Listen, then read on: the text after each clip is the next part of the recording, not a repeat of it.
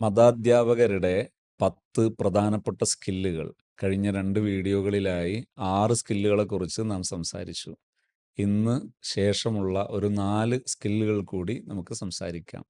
മതാധ്യാപകൻ skill ലെവലിൽ കാര്യങ്ങൾ നേടിയെടുത്താൽ തൻ്റെ വിദ്യാർത്ഥികൾക്കും തൻ്റെ സമൂഹത്തിനും അതേറെ നേട്ടങ്ങളുണ്ടാകും. കാരണം ഒരു വിദ്യാർത്ഥി നമ്മുടെ മുൻപിലേക്ക് വരുമ്പോൾ ആ വിദ്യാർത്ഥി ഒറ്റക്ക് അല്ല മാറ്റങ്ങൾക്ക് വിധേയമാകുന്നത്. ആ വിദ്യാർത്ഥി ഉൾക്കൊള്ളുന്ന ഒരു കുടുംബമാണ്. ഒരു കുടുംബം മാറുമ്പോൾ കുടുംബങ്ങൾ ചേർന്നാൽ ഒരു നാടായി മാറും. ഒരു സമൂഹം മാറാനുള്ള വഴിയാണ് നമ്മുടെ വിദ്യാർത്ഥികൾ മാറുന്നത്. അതുകൊണ്ട് തന്നെ വിദ്യാർത്ഥികൾ മാറാൻ ഏറ്റവും കൂടുതൽ ആവശ്യം മലക്കകൾ, സ്കില്ലുകൾ, നൈപുണികൾ അധ്യാപകനുണ്ടാവുകയും അതിലൂടെ വിദ്യാർത്ഥിയെ നയിക്കുകയും ചെയ്യുമ്പോഴാണ്. അതിൽ വളരെ പ്രധാനപ്പെട്ട ഒരു സ്കില്ലാണ് ഏഴാമത്തത് ഇമോഷണൽ ഇൻ്റലിജൻസ്, വൈകാരിക ബുദ്ധി എന്ന് പറയുന്നത്. ദേഷ്യം. പല അധ്യാപകരും പലപ്പോഴായിട്ട് പങ്കുവച്ചത് കാണാറുണ്ട്. എനിക്ക് ദേഷ്യം അടക്കാൻ കഴിയുന്നില്ല, പ്രത്യേകിച്ച് എൻ്റെ വിദ്യാർത്ഥികളുടെ മുമ്പിൽ. ഇങ്ങനെ പറയുന്ന അധ്യാപകർ അവരുടെ അധ്യാപനത്തിൽ നേടാനുള്ള ഒരു സ്കില്ലാണ് ഇമോഷണൽ ഇൻ്റലിജൻസ് എന്ന് പറയുന്നത്, വൈകാരിക ബുദ്ധി എന്ന് പറയുന്നത്. ഒരു ദേഷ്യപ്പെടേണ്ട അളവിൽ, ദേഷ്യപ്പെടേണ്ട സന്ദർഭത്തിനനുസരിച്ച് ദേഷ്യപ്പെടുക. പ്രവാചകർ മുഹമ്മദ് നബി സല്ലല്ലാഹു അലൈഹി വസല്ലമ തങ്ങളുടെ അധ്യാപനത്തിൽ കാണാം, ഞാൻ ഫോളോ ചെയ്യേണ്ട സ്വഭാവം എന്ത് എന്ന് ചോദിച്ചപ്പോൾ ലാ തഗ്ളബ്, വീണ്ടും വീണ്ടും ഇതേ നിർദ്ദേശം, നീ ദേഷ്യപ്പെടരുതെന്ന് പറഞ്ഞത് കാണാം. അതേ പ്രവാചകരുടെ നിർദ്ദേശത്തെ ഈ സമൂഹത്തിന് പഠിപ്പിക്കുന്ന സമയത്ത് ഈ ഈ സാമുദായിക ചരിത്രത്തിലെ ഏറ്റവും എടുത്തു പറയത്തക്കവാകുന്ന ഒരു സമുദ്ര സമാന പണ്ഡിതനാണ് ബഹുമാനപ്പെട്ട മുഹമ്മദ് ബിൻ ഇദ്രീസ് ശാഫഈ റളിയല്ലാഹു അൻഹു. മഹാനായ ഇമാം ഷാഫി റളിയല്ലാഹു അൻഹുവിൻ്റെ വാചകം ഇമാം ബുഖാരി റളിയല്ലാഹു അൻഹു ഉൾപ്പെടെ എടുത്ത് ഉദ്ധരിച്ചത് കാണാം, മനിസ്തുഗ്ലിബ ഫലം യഗ്ലബ് ഫഹുവ ഹിമാർ. ദേഷ്യം പിടിക്കേണ്ട സമയത്ത് ദേഷ്യം പിടിക്കാത്തവൻ നിന്ദ്യനാണ്. ആ വാചകവും ഈ നേരത്തെ സൂചിപ്പിച്ച ദേഷ്യം പിടിക്കരുതെന്ന വാചകവും തമ്മിൽ സംയോജിപ്പിക്കപ്പെടുന്നത് ദേഷ്യം, ഈ വൈകാരികത എങ്ങനെ ഒരു നിലവാരത്തിൽ മുന്നോട്ട് കൊണ്ടുപോകാം, വൈകാരികത നിലവാരത്തിൽ മുന്നോട്ട് കൊണ്ടുപോകാൻ ഉള്ള ഒരു കഴിവ്, അത് വളരെ പ്രധാനമാണ്. പലരും ഈ പ്രശ്നം പറഞ്ഞതിന് ശേഷം ഹാപ്പി സോണിൻ്റെ പരിശീലന മുറകളിൽ പങ്കെടുത്ത് ചെറിയ കാലയളവുകൾക്കുള്ളിൽ തന്നെ അവർ പറയുന്ന ഒന്നാണ്, ഇപ്പോൾ എൻ്റെ വൈകാരികത എൻ്റെ വിവേകത്തിനനുസരിച്ച് കൂടെ സഞ്ചരിക്കുന്നു എന്ന് സന്തോഷം പങ്കുവെക്കാറുണ്ട്. സ്കിൽ നേടുക എന്നത് വളരെ പ്രധാനമാണ്. ഇമോഷണൽ ഇൻ്റലിജൻസ് ഒരു സ്കില്ലായി മാറേണ്ടതുണ്ട്. അത് വലിയൊരു അനുഭൂതിയാണ്, അത് വലിയൊരു നേട്ടമാണ്, വലിയൊരു സന്തോഷമാണ്. പരിശീലിപ്പിക്കപ്പെടുന്നതിലൂടെയാണ് അത് നേടേണ്ടതെന്ന് ചുരുക്കം. എട്ടാമത്തത് ഡോക്യുമെൻറ്റേഷൻ ആൻഡ് പ്ലാനിങ് സ്കില്ലാണ്. നമ്മൾ നേട്ടങ്ങൾ ധാരാളം നമ്മുടെ വിദ്യാർത്ഥികളിൽ ഉണ്ടാക്കുന്നുണ്ട്. പക്ഷേ ഈ ഉണ്ടാക്കുന്ന നേട്ടം അത് വല്ല രേഖയിലും ഉണ്ടോ? എൻ്റെ വിദ്യാർത്ഥി എപ്പോഴാണ് എൻ്റെ കയ്യിൽ കടന്നു വന്നത്, എൻ്റെ മുമ്പിലേക്ക് കടന്നു വന്നത്? എൻ്റെ മുമ്പിലേക്ക് കടന്നു വന്ന വിദ്യാർത്ഥിക്ക് എൻ്റെ കയ്യിലേക്ക് വരുമ്പോൾ ആ കുട്ടിയുടെ കയ്യിലുണ്ടായിരുന്ന നേട്ടം എന്തായിരുന്നു? അതിനുശേഷം ഈ കാലപരിധിക്കുള്ളിൽ എൻ്റെ വിദ്യാർത്ഥി നേടിയ നേട്ടം എന്തൊക്കെയാണ്? അതിൻ്റെ ഗ്രാഫ് ലൈനുകൾ, അതിൻ്റെ മൈൽ സ്റ്റോണുകൾ, വളർച്ചാ ഘട്ടങ്ങൾ ഏതൊക്കെയാണ്? ഇത് രേഖകൾ സംസാരിക്കണം. അതൊരു സ്കില്ലാണ്, ഡോക്യുമെൻറ്റേഷൻ സ്കിൽ. മറ്റൊന്നാണ് പ്ലാനിങ് സ്കിൽ.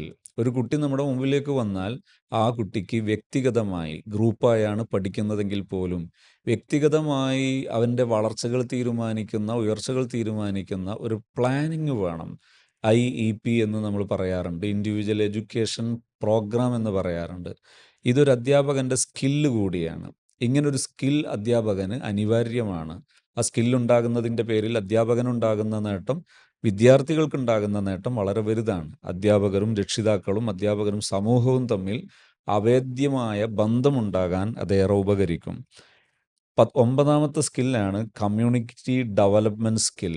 തന്നെ ഫോളോ ചെയ്യുന്ന ഒരു കമ്മ്യൂണിറ്റിയെ ഡെവലപ്പ് ചെയ്യാൻ അധ്യാപകന് കഴിയണം.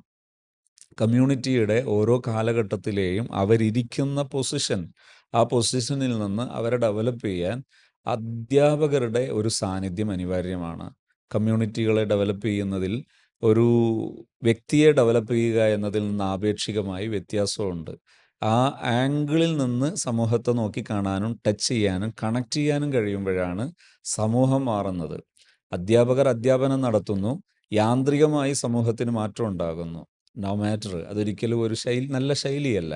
മറിച്ച് നമ്മുടെ അധ്വാനം ഫലപ്പെടണമെങ്കിൽ എപ്പോഴും കമ്മ്യൂണിറ്റിയെ ഡെവലപ്പ് ചെയ്യുക, അവരെ പുരോഗമിപ്പിക്കുക എന്നത് ബോധപൂർവം, ഇന്റൻഷനലി നടക്കണം. ബോധപൂർവം നടക്കണം. നീയത്തോടു കൂടെ നടക്കണം. അതൊരു നൈപുണ്യാണ്, അതൊരു സ്കില്ലാണ്. 10ാമത്തത് ലൈഫ് ലോങ് ലേണിംഗ് സ്കിൽ. ഒരു കാര്യം ഡാറ്റ മോഡ് പഠിക്കുന്നതിന് പകരം, ഡാറ്റ സേവിംഗ് മോഡിൽ പഠിക്കുന്നതിന് പകരം പഠിക്കുന്നത് ലൈഫ് ലോങ് ലേണിംഗ് സിസ്റ്റത്തിൽ പഠിക്കണം. അഥവാ ജീവിതം എന്നും പഠനത്തിൻ്റെ ഒരു സന്തത സഹചാരിയായി മാറണം. ജീവിതത്തിൽ എന്നും പഠനം കൂടെ ഉണ്ടാകണം. അങ്ങനെ പഠിക്കുന്ന പഠനമാണ് നേരത്തെ നാം ആസ്വാദ്യകരം എന്ന് സൂചിപ്പിച്ച പഠനം. അതൊരു സ്കില്ലാണ്. ഇതൊരു അധ്യാപകന് കയ്യിലുണ്ടാകണം. അധ്യാപകന് പകർന്നു കൊടുക്കാനും കഴിയണം. ഒരു അധ്യാപകന് ലൈഫ് ലോങ് ലേണിംഗ് സ്കിൽ എങ്ങനെ ഡെവലപ്പ് ചെയ്യാം? അദ്ദേഹം പരിശീലിക്കണം. പരിശീലനത്തിലൂടെ നേടിയെടുക്കേണ്ടതാണ് ലൈഫ് ലോങ് ലേണിംഗ് സ്കിൽ എന്ന് പറയുന്നത്. അങ്ങനെ നേടിയെടുത്താൽ ജീവിതം എന്നും, കഴിഞ്ഞ കാലത്തെ ധാരാളം പണ്ഡിതന്മാരെ ഈ വിഷയത്തിൽ മാതൃകയായി കാണാം. ലൈഫ് ലോങ് അവർ പഠനത്തിൻ്റെ വക്താവാണ്. കേരളീയ ചരിത്രത്തിൽ എല്ലാ പണ്ഡിതന്മാർക്കും ഉസ്താദ് എന്നറിയപ്പെടാവുന്ന, ഉസ്താദ് എന്ന ടൈറ്റിലിൽ അറിയപ്പെട്ടിരുന്ന ഉസ്താദുൽ അസാത്തീദ്, ഉസ്താദ്, സൈനുദ്ദീൻ കുട്ടി മുസ്ലിയാർ, എവറല്ലാഹു മർക്കദുഹു, അള്ളാഹു മഹാനവറുകളുടെ ദറജ ഉയർത്തുമാറാകട്ടെ. മഹാനവറുകളുടെയൊക്കെ ജീവിത ചരിത്രം അറിയാവുന്നവർക്കറിയാം, ലൈഫ് ലോങ് ലേണിംഗ് അതവരുടെ ഒരു മുഖമുദ്രയായിരുന്നു.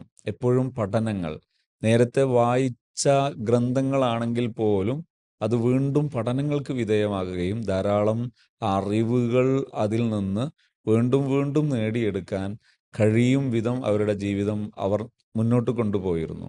ഇതാണ് 10ാമത്തെ സ്കില്ലായിട്ട് പരിചയപ്പെടുത്തുന്നത്, ലൈഫ് ലോങ് ലേണിംഗ് സ്കിൽ. മതാധ്യാപകർക്ക്, മുദരിസുമാർക്ക് ഈ വിഷയം പരിശീലിപ്പിക്കാൻ ഏറെ ഉപകാരപ്പെടുന്നതാണ് ഹാപ്പി സോണിൻ്റെ മുദരിസ് അക്കാദമി.